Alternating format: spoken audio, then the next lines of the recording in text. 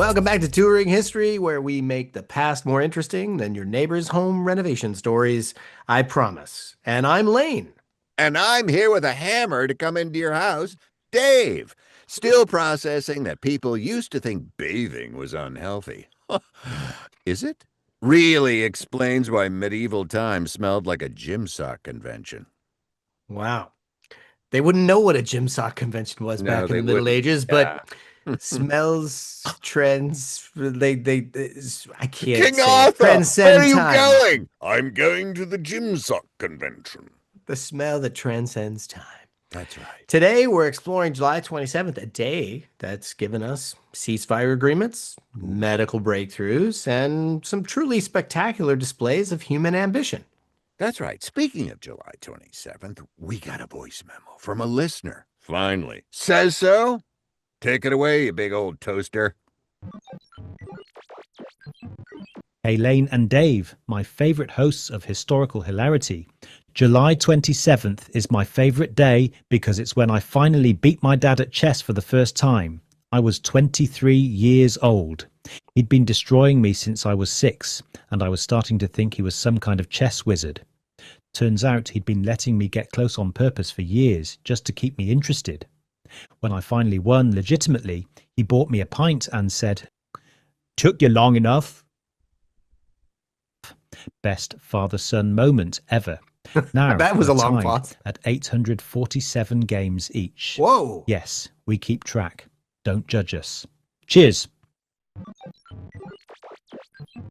Wow. Well, that's really sweet. 17 years of strategic parenting through chess defeats. That's kind of brutal. Gosh. Thanks, Dad. It reminds me of the old SNL skit with with Jim Belushi where he's the chess coach and he's yelling like a basketball coach at the kid out on the gym floor.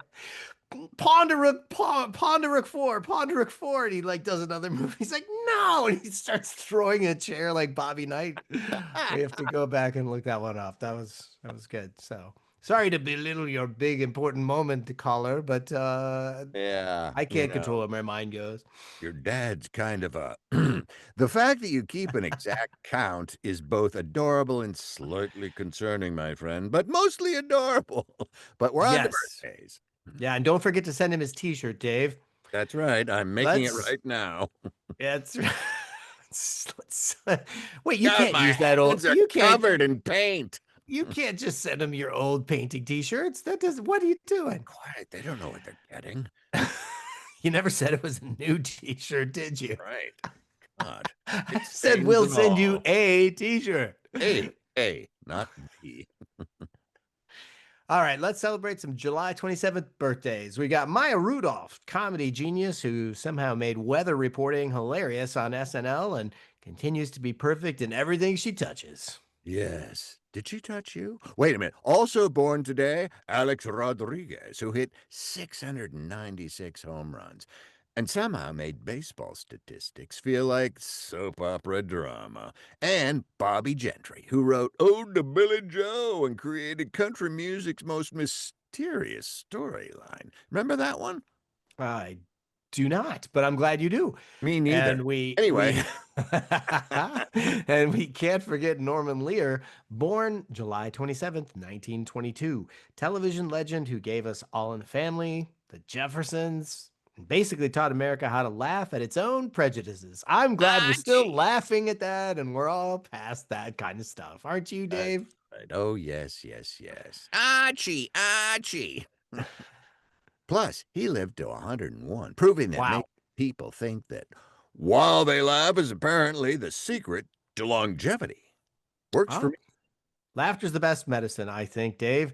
Yes. Let's see if you have any laughter lined up for us in your Salacious Dave segment. Take it away, Oh, Dave. thank you, Lane. Scandal time, July 27th, 1921. Researchers in Toronto successfully isolated insulin for the first time. Yes, that's a salacious moment, but here's where it gets salacious even more. They immediately started human trials without any of the safety protocols we require today. It's like they went out on the street and said, "Hey, You want a hot dog? Come over here and let's inject you. Well, I don't know. I don't know if I'm with you. And I don't know if the audience is with you, Dave. Do you know what salacious means? Because I've been giving you some broad creative license here, and I keep thinking there's going to be something really scandalous here. I guess it's scandalous from a medical thing, and you're thinking that life-saving medical research is scandalous. No, we have to redirect the definition of this whole thing. Okay. Yeah, Well, let's because finish the bit anyway. that's right. It's not really salacious, but conniving maybe, because Frederick Banting and Charles Best, they're Canadians, remember, basically said, let's inject this dog pancreas extract into diabetic patients and see what happens, huh? They won't know the difference. The first human test subject was a 14-year-old boy, that's right, bark like the dog, who was literally dying, so they figured, well, what the heck, got nothing to lose. Here, boy. That's more medical desperation than scandal, Dave. I know. It's not salacious either. The scandalous part is, damn it, it worked. They saved Wow. the kid's life. He barked like a dog for the rest of it, but revolutionized diabetes treatment. And Banting became the youngest Nobel Prize winner ever at 12. Kidding. Wow. They completely bypassed what we'd now call ethics committees and just went for it. So, what do you think there, Fred? Do you think we should just do it? Yeah, come on, let's Wing go it. grab a 14-year-old boy. That's what we learned yesterday. Just go ahead and wing it, right? It's the ultimate ask for forgiveness, not permission, medical breakthrough approach. Exactly. Sometimes the most important discoveries come from people who are willing to break the law, ignore bureaucracy, and save people. But please, people, don't try this at home. Oh, I think we're trying in lots of places, Dave. Move fast and break things. Tech bro in charge. We're gonna try all kinds of fun stuff. Innovation lane. Yeah, baby. Innovation time. That's what I'm all about. Fast lane to innovation. July 27th, 1953, the Korean War armistice was signed, which was basically humanity's first attempt at saying, let's agree to disagree on an international scale. Yeah, and it's still going on. That's diplomacy, not innovation lane. Well, hear me out. I'll try to make sure this works. The Korean armistice created the demilitarized zone, which accidentally became one of the world's most important wildlife preserves. 70 years of no human interference turned a war zone into an ecological paradise. That's right, and they have werewolves in there as well. So you're saying the innovation was accidentally creating nature reserves through international tension? That's a stretch, my friend. I agree, but that's it. Pretty much. That's what I'm saying. Also, you try to find a historical event and call it innovation, Dave. It's hard.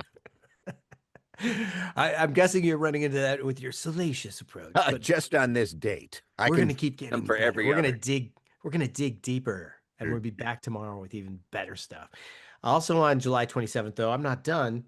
1866, the first successful transatlantic telegraph cable was completed, basically creating the internet's great-great-grandfather. Suddenly, you could send a message from London to New York in minutes instead of weeks. And see, that, I think, is innovation lane material.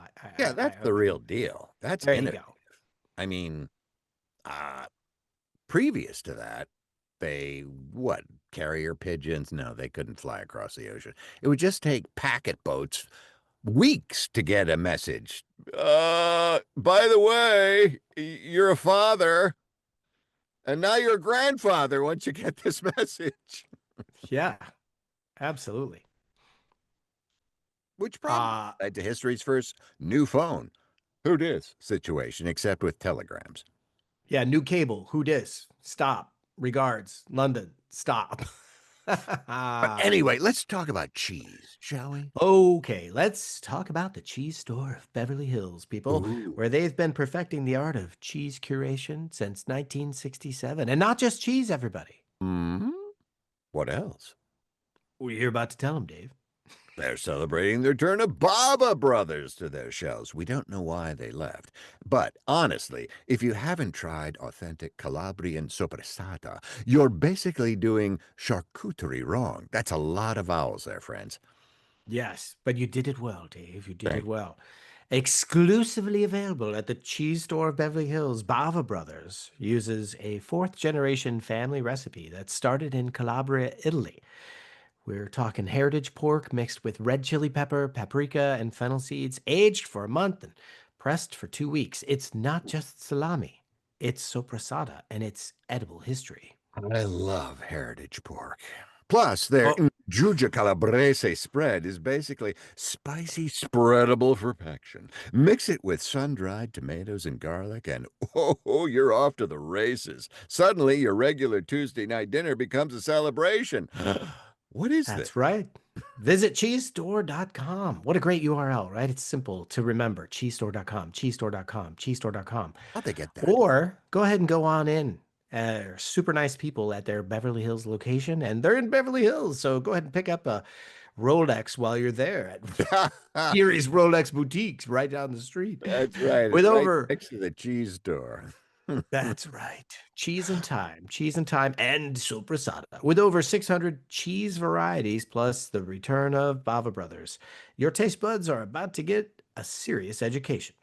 Where every meal becomes a masterpiece, and your refrigerator becomes embarrassingly inadequate.